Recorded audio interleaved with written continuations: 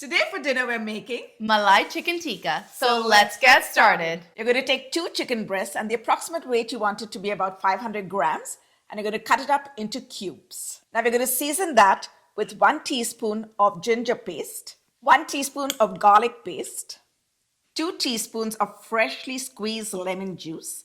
This is going to give that lovely tang. And you're going to add salt to taste. About say half to 3/4 teaspoon of salt. And to that we're going to add half a cup of thick yogurt. And we're going to add 2 tablespoons of cashew nut paste. I put the cashew nuts into some warm water, allowed them to soak for some time, and then I ground them into a paste. And you're also going to add 2 cubes, which are approximately about 2 tablespoons of cream cheese. I like the flavor of this cheese, so I'm going in with this, but you can add in whichever cheese you like. And it's also easy. You don't have to measure it. It's already there in cubes. And we're going to pour in 2 tablespoons of fresh cream. Now you're going to take about 1 large green chili or 2 small ones and cut it up really fine. We want about 1.5 teaspoon of finely chopped green chili, or you can grind it up into a paste if you like. We're going to go in with half a teaspoon of cumin powder, half a teaspoon of garam masala, and we're also going to add 1 teaspoon of green cardamom powder, just a little left, but it'll make do. And just a dash of cinnamon powder, a hint of freshly grated nutmeg.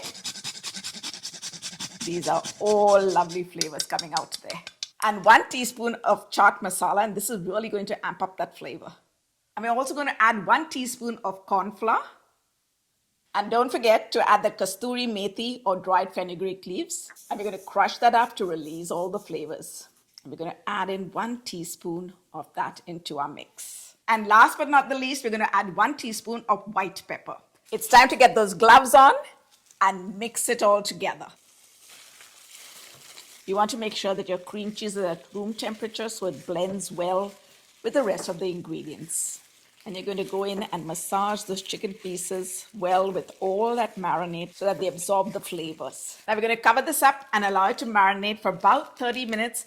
And in that time, I'm going to show you how to whip up a lovely green chutney. Let's place this in the refrigerator. Now this chutney comes together in minutes. So to the jar, we're going to add 1 handful of coriander, about 10 mint leaves, and this is going to give that lovely fresh flavor. I'm adding just half a green chili, but you can definitely add in more depending upon your taste buds. 2 garlic cloves, which I've chopped, half a cup of thick yogurt.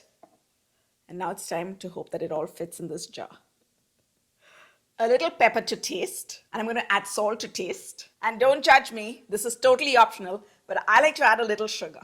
And now we're going to squeeze in the juice of half a lemon. This is going to give us that lovely zing and a fresh flavor. Now let's put on the lid and let's blend it into a smooth paste. Our chutney is ready, the chicken has marinated. Now all we have to do is put it onto the skewers and cook it. So we're going to take each bit and we're going to just bring that on. These are such a nice appetizer to have, or even if you're having a barbecue, it's nice to put them on the barbecue. They give a lovely flavor. Now these kebabs also are excellent meal prep. You can stop at this stage, put them into the refrigerator, and then cook them whenever you need to. Just so that you all don't forget about Shannon, let's heat up the pan. To a heated skillet, we're going to add about a tablespoon of butter. We're going to swirl that around a bit. And now let's add in 3 of our skewers.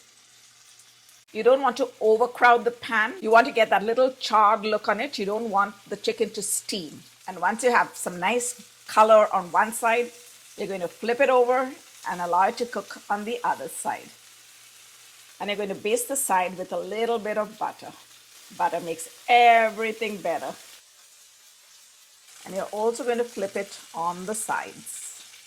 You want it to cook all over. Our first batch of chicken tikkas are ready.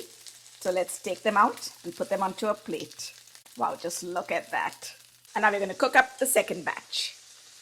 Now the second batch of our chicken tikkas are ready. So let's take them out and place them on the plate along with the others. And now it's time for us to plate our Malai Chicken Tikkas. We're going to place them on a bed of rotis and we're going to serve it up with some sliced lemons and some crunchy onion tomato salad. And not forgetting that lovely green chutney that we had prepared. To finish it off, we're going to drizzle some fresh cream and finely chopped cilantro on the top. Oh my goodness! Look at that! And now it's time to give our Malai Chicken Tikkas a taste. These look so good. I'm so excited and I cannot wait. Gotta go. Let's take this Ooh. And a nice dip in that chutney. Ooh, yummy, yummy. My mouth is watering. Hurry up. Cheers. Amazing. So good. I want to put a little bit of this onion salad. That's good. Load it up. These are so good. And they're so easy and quick to put together.